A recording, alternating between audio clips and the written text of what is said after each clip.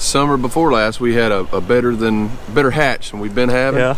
And then this past spring, we had last summer we had a much better hatch. Awesome. Overall, based on our surveys. So I know I didn't see many jakes out last year around where I hunt at. So right there, I was concerned. So it's kind of localized, Yeah. but I got a lot of reports more out western Kentucky that they were seeing. In central Kentucky, they were seeing more jakes last year. So at least parts of the state, I think, will have a pretty good. I think overall we'll have a good spring, and we'll probably be around that 30,000 bird mark. Oh, that'd be awesome. Never know. Most of our harvest in Kentucky happens on the weekend. Yeah. We got a real simple season where you can hunt any of the 23 days. Some states, you draw for a certain week or 2 week period or something, so you may not have weekends. You have to hunt during the week. Where it's wide open. Most people are going to take off on the weekends, and birds may not be working on the weekends. You got to hunt, or it may be pouring rain and all that. So you really gotta get after it, Plus, we've been hunting these birds for a while now. I mean, my whole lifetime. I'm 38, and I've been fortunate, But I mean, especially when we have bad hatch years and we don't get that reproduction. Well, what you're hunting eventually is the old birds that hadn't gotten shot. You're hunting smart gobblers. So eventually, you're going to be encountering birds that just ain't going to work for you, and that makes it harder, So, but keep at it. If you can get out during a week, even on public lands later in the season, you can have luck. So just got to dog it. All right, guys, I'm freaking out because I just walked by Stephen RINELLA and his wife. Just casually, the meat eater just walked right by me like it was nothing. Hello. I'm walking through the hotel with the camera. I just turn and look at you. But what about that? It's kind of an awkward moment because he knew that I knew who he was because I paused. So he was like, he must get it all the time. Celebrities, right? Yeah, no, right.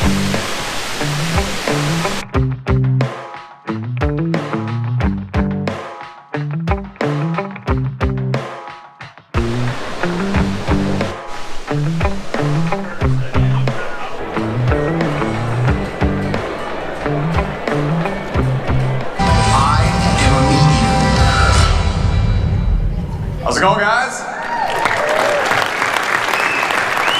Hope everybody's doing good. First thing I'd like to do right off the bat is just express my love and gratitude for the National Wild Turkey Federation's great organization. I have been enthralled with this group and with these birds for a long time, even though weirdly it took a while for the wild turkey and my life to intersect. Right around the time I was getting out of college in Michigan, there was just like whisperings of turkeys, and I remember my brother going up, he applied for a turkey permit and went up a couple hours north of us and came back and hadn't really seen one or heard one, and they weren't around. And then I moved out to Montana, and it seemed like a year later there were turkeys running through the yard where I grew up, and then my father was getting turkeys every year. And I landed in Montana at a kind of a unique time where it was just near me in Missoula. You could apply for a turkey permit, and they would give out like 20 tags for an entire region of the state. And I remember drawing my first turkey tag and going, and then some years later now, I think you're allowed 5 turkeys in this area where you used to have to apply to get a permit. And so at that point in time, like, it was all in with turkeys for me. There's 5 wild turkey varieties found in North America. You got the Eastern, Osceola, Rio Grande, Merriam's, and Gould's. If you had to be defined by one of these, which species would it be and why? Cal is a blank. Well, first, Stephen, thank you for asking me that. That's a great question. It's really insightful. They all have phenomenal attributes, but I think I'm a Rio Grande type of guy because of I like their varied terrain. They're wide-ranging. They're in the snow. They're in the desert almost, high prairie, and they have a varied diet, which I like. They can eat crayfish. They can eat invertebrates. They can survive off of pine nuts. And, they're the right combination of, you know, smart yet accessible, I feel represents me well. Some might say mildly gullible. Mildly gullible in a charming way.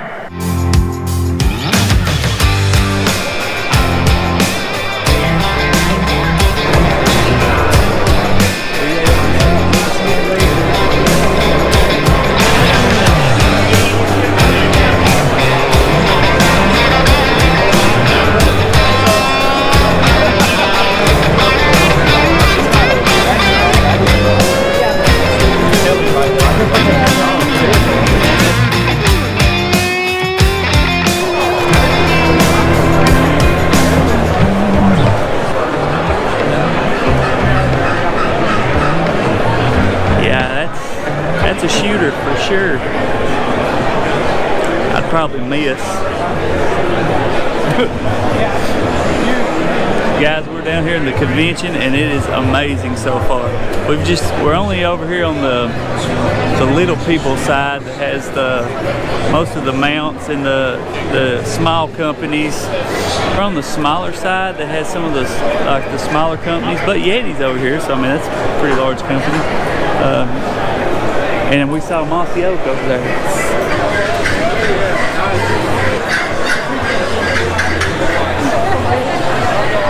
like I had 7 hours.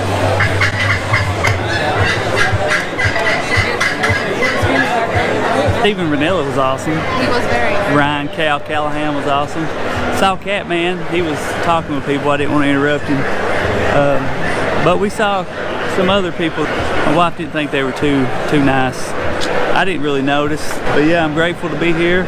God truly blessed us, and I told them, God bless you, have a great day, because I know you never know what somebody's going through, guys. Like you go to McDonald's or Wendy's or somewhere, and you go around the window, and the lady's really hateful to you or mean to you. Don't get upset, don't get mad at them, because you don't know what they're going through. They may have a tragedy in the family and forced to work, or they just, you know, may just be having a bad day. So keep that in mind. Be nice to each other. Wow, that's a lot of. Man, them Mexico birds, they look wild. But just be nice to each other. Taking us a break. Our feet's kind of sore a little bit, and we're starving. So we've not had. We had a biscuit this morning that wasn't very good. So to recap, had a great time here so far. Got one more day to go. We met Steve and RINELLA, Ryan, Callahan.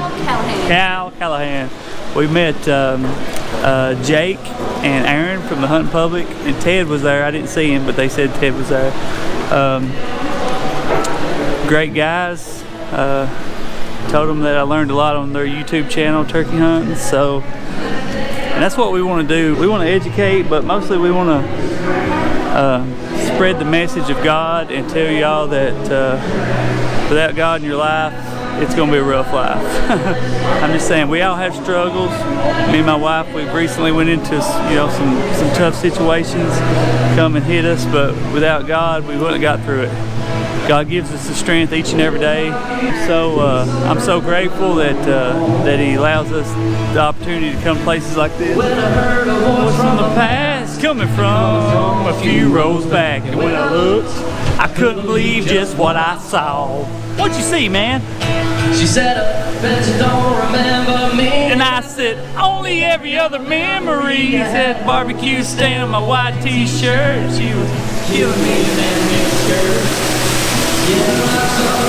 Looks like somebody won the boat.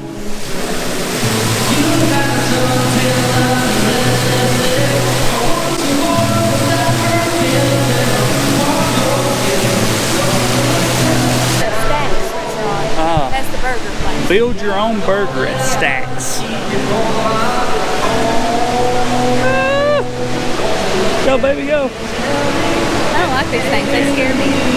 You know, some of these guys are sitting outside the show selling their calls. Beautiful. Just trying to make a living. Just trying to make a living, man. This place, you know, I looked at pictures online. It don't hold. It doesn't do it justice. GAYLORD OPRY Land Resort and Convention Center. Yes. Guys, if you can't make it down here, you know, next year at the NWTF in February, just come down and check the hotel out. It's open to the public, right? The restaurants and everything. You just gotta Just come down and check it out, man. It's a pretty cool place. It's for the build your own burger. Build your own burger. Smells good.